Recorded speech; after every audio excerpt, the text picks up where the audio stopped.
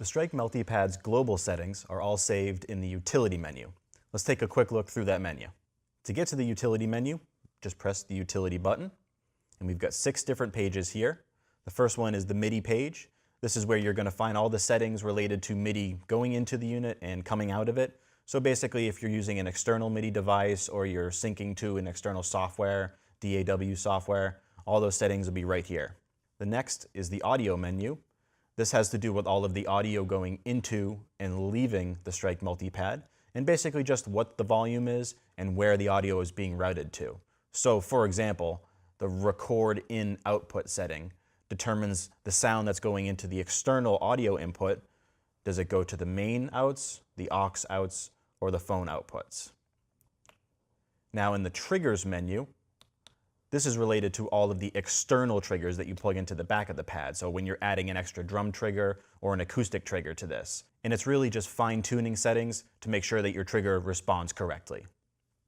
Next is the pedals menu.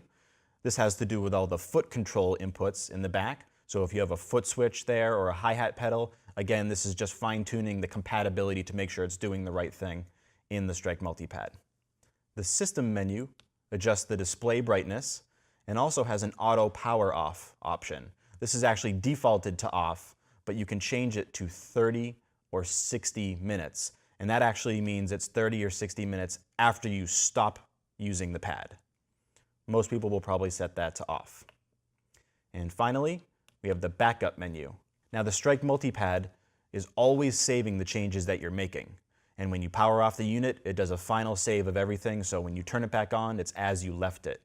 But in addition to that, you can also back up everything on an external USB drive. You just stick the USB drive into the back of the unit, and then we'll go to this first option, Save All User Kits. Now what this does is it saves just your 70 user kits. And to do it, just push on the encoder, and it's going to read for your external USB drive, and then just select the backup number. In this case, I'll just go to 10, and then press it again, and it saves all of this. And then you can take your USB drive, put it in later, and load all of your user kits. To do that, it's quite simple. Just go to Load All User Kits, press the button, and then you'll see that it'll show you a list of all of the backup files that you have on your drive. We'll just cancel that.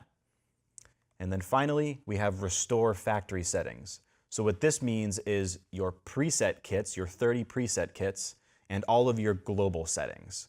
So to do this, again, just push the button, and 1 or 2 seconds later, it'll complete, and then you push it one more time, and it will reset. So now this is going to be back to the way it was when you first bought it, and that's the utility menu. Thanks for watching.